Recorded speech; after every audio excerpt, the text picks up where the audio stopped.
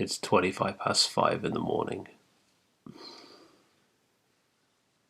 Nobody else is awake.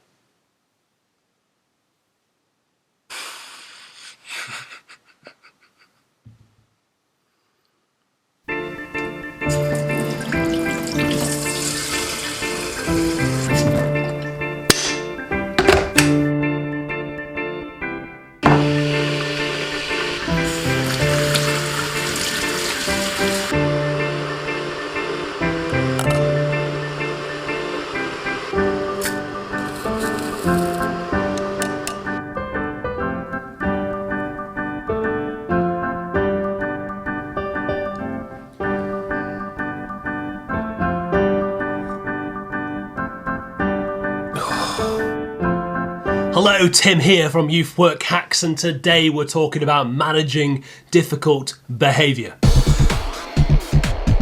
Now, managing is not the same as controlling. Managing is helping everything work well together to achieve an aim or a goal. Controlling is coercing, forcing, manipulating people to fit your particular goal. Don't be controlling, be managing. There's also a difference between being authoritative, clear, concise, fair, and authoritarian, which is domineering, crushing, harsh, unfair.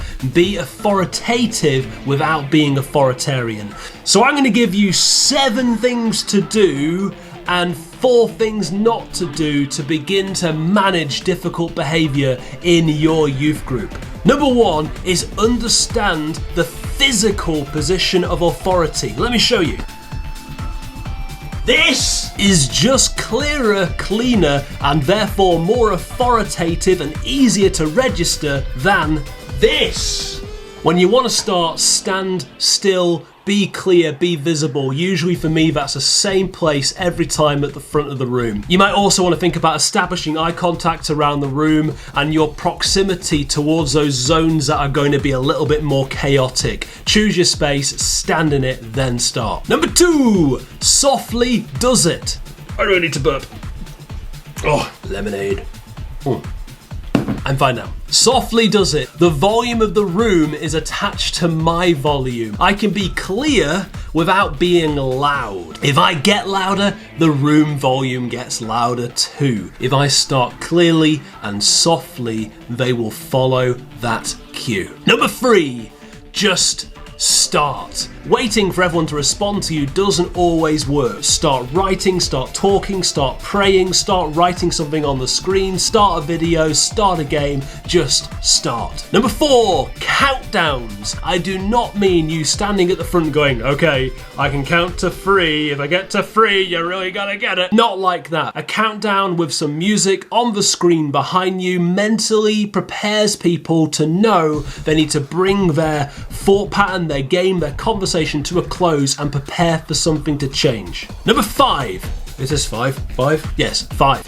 Use people. If you were to draw a picture of your room and where people sit, you'll probably see zones of influence, maybe even zones of chaos. So make sure your leaders know to dot themselves around those different zones of influence, so when you begin, they can control their own individual zones and prepare those zones for you to begin. Again, if things are getting chaotic, look to your leaders to look after people in their blast radius, so you're not crushing things from the top down. Number 6, give them responsibility. Behavior management is about being proactive rather than reactive. So work with them. What kind of safe, secure group do they want, and what standards of behavior do they need to put together? Get them to lead various bits of your sessions. Get them to engage in creative problem solving over issues rather than just punishing. And always look for the correct time and space to actually discipline someone.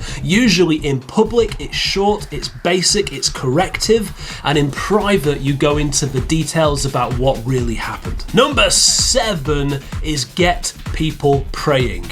Maybe this should have been number 1. Get people praying for you. What I mean by that is have people who are on rota to pray during your groups. Give them things to pray for, but let them be interceding as you're meeting. Those are 7 things to do. Here are 4 things not to do. Number 1, don't just get louder. The volume of the room is directly attached to your volume. If you get louder, so will they. And that also means whistling, banging, clapping, switching the lights on and off. Can I do that in here? No. Don't just get louder. Number 2, don't issue challenges. I can wait here as long as you can.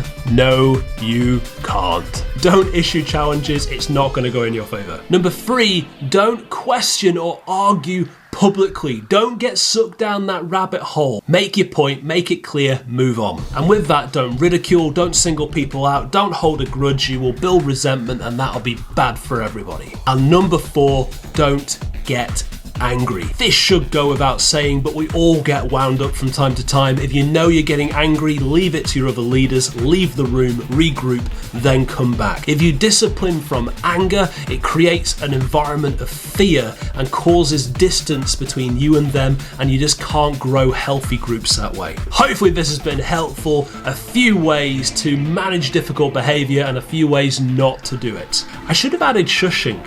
Shushing.